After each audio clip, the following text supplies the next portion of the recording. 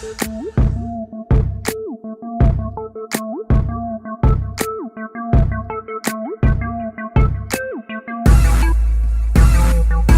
pessoal, tudo bem? Meu nome é Marcela Alves e esse é o nosso EmpowerCast.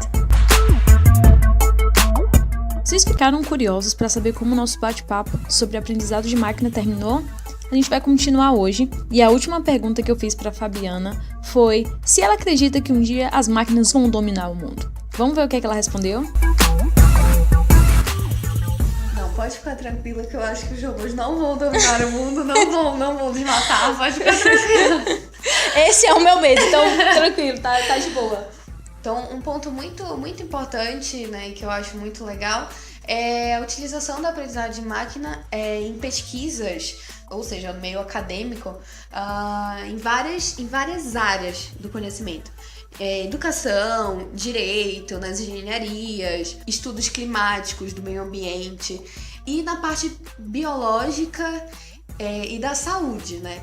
Muitas vezes grandes pesquisas que são desenvolvidas com a ajuda de técnicas do aprendizado de máquina e muitas das vezes com a utilização dessas técnicas do aprendizado de máquina ocorre a descoberta de padrões importantíssimos em determinadas áreas que ajudam a explicar e ao especialista daquela área conhecer mais sobre aquele problema, tá? Então, por exemplo, na área do câncer, existem muitas pesquisas que utilizam técnicas do aprendizado de máquina com o objetivo de melhorar o diagnóstico de uma determinada doença ou de dar um prognóstico melhor para um paciente, né? De aperfeiçoar o que já existe.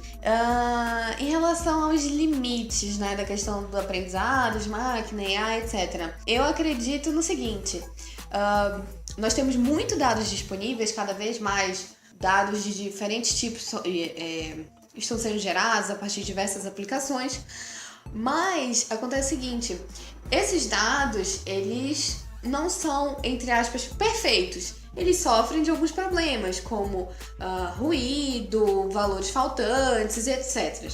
Então, isso tudo influencia na questão do aprendizado, na questão do processo de inferência. Essa questão é um ponto bem delicado quando a gente trabalha com aprendizado de máquina. Então, nesse ponto, não existe uma perfeição.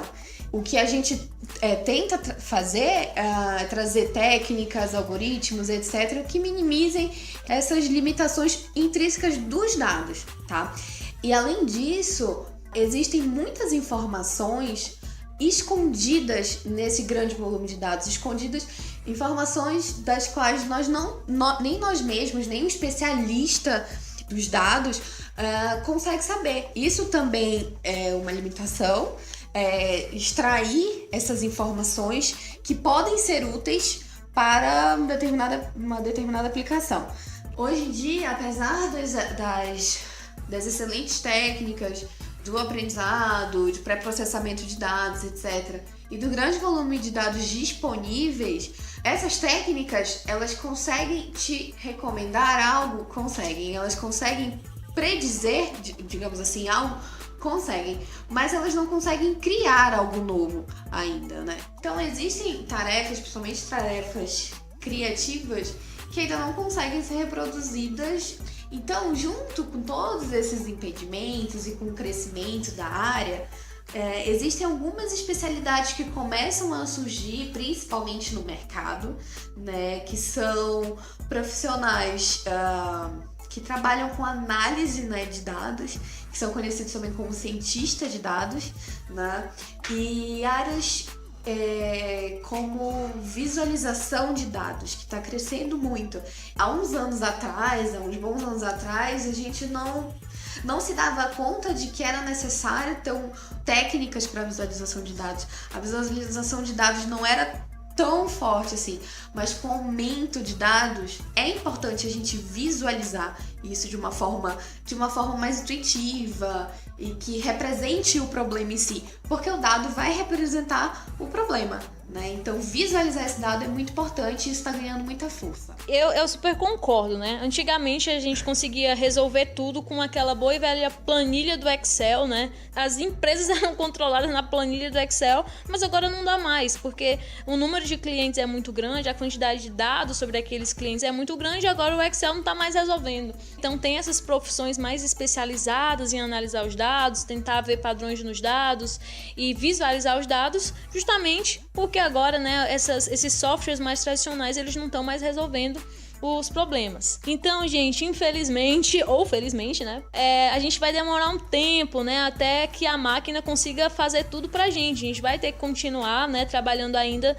principalmente nas questões de processos criativos. Algumas máquinas, né, elas são capazes de usar algoritmos para escrever um livro. Eu também já vi um vídeo de uma máquina que aprendeu a reproduzir o estilo de pintura de um pintor muito famoso e etc.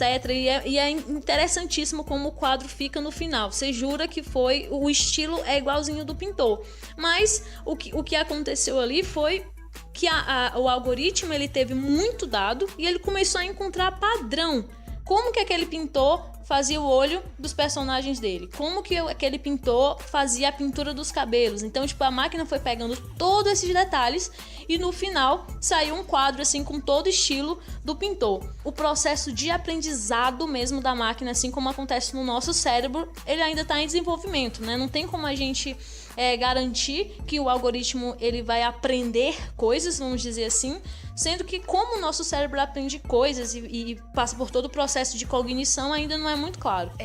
Até porque um conceito assim básico, quando a gente pega um livro de aprendizado de máquina, o que é?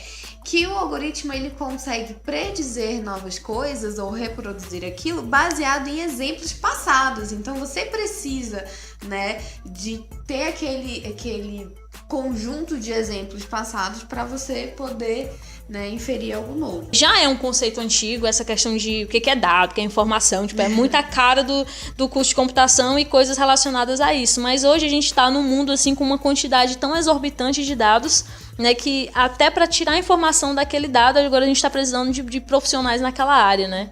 E existe, inclusive, um déficit de profissionais nessa área. Agora, Fabi, o povão quer saber, né? Como que dá para estudar aprendizado de máquina em casa, pela internet, principalmente? Esse termo aprendizado de máquina, lógico, é uma tradução, né? Em inglês é machine learning. Então, se você pesquisar por machine learning, você vai ver várias coisas na internet. Mas eu gostaria que a Fabi desse, então, deixasse aqui para o pessoal algumas fontes em português, né? De livros ou sites que as pessoas podem entrar para dar uma olhada e entender melhor essa questão do que é o aprendizado de máquina. Um livro que eu gosto muito e que trata bem especificamente do aprendizado de máquina é o livro Inteligência Artificial, uma abordagem de aprendizado de máquina, né, do professor André Carvalho, da USP, né? E é um livro muito, muito interessante porque ele é bem acessível para quem está começando, né, a se aventurar, né, nessa área. Tem os principais algoritmos de aprendizado, fala de técnicas de processamento e análise dos dados que é muito importante também. E existe um curso de aprendizado de máquina no Coursera, que é muito bom. Ele é todo em inglês, mas tem legenda, você pode baixar os slides também, então é bem legal. Basta dar uma procurada. Esse curso do Coursera é muito interessante. Claro que eu já fui lá, né, pesquisar. É um curso que é dado por um professor que ele é muito conhecido na área. E uma coisa interessante é que você pode aplicar, né, por uma espécie de bolsa que o Coursera tem. Você pode justificar que você não tem condições de pagar pelo certificado e eles podem te dar o certificado. É bem interessante. Eu adorei esse curso do Coursera, assim. Ele tem uma comunidade muito forte lá. Você pode colocar a pergunta, que a comunidade que cresceu ao redor desse curso é muito grande. É bem interessante. Então eu queria agradecer a Fabi por ela ter disponibilizado o tempo dela de estar aqui com a gente, esclarecendo esses tópicos de aprendizado de máquina. Não se preocupem se vocês não tiveram tempo de escrever o nome do livro e todos os detalhes que a Fabi deu. A gente vai deixar os links aqui na descrição sobre os livros e aí vocês podem procurar na internet e também podem entrar em contato com a gente, tá bom? Fabi, muito obrigada, espero ter você aqui mais vezes, tá? Foi muito legal essa conversa, esclareceu várias dúvidas, eu tenho certeza que abriu a cabeça de muita gente em casa. Eu que agradeço, Marcelo. Fiquei super feliz com o convite. É uma coisa da qual eu gosto muito de falar, de conversar. Eu gosto muito dessa área, não é à toa que eu tô fazendo o meu doutorado nessa área. Então, muito obrigada e o prazer é meu. A gente é que te agradece, Fabi. Muito obrigada. E se vocês quiserem saber mais sobre aprendizado de máquina, entra no nosso Twitter, Empowered News. Entra no nosso Instagram, Empowered_it. Ou no nosso Facebook, Empowered. Eu espero vocês lá. Até semana que vem, pessoal. Tchau, tchau!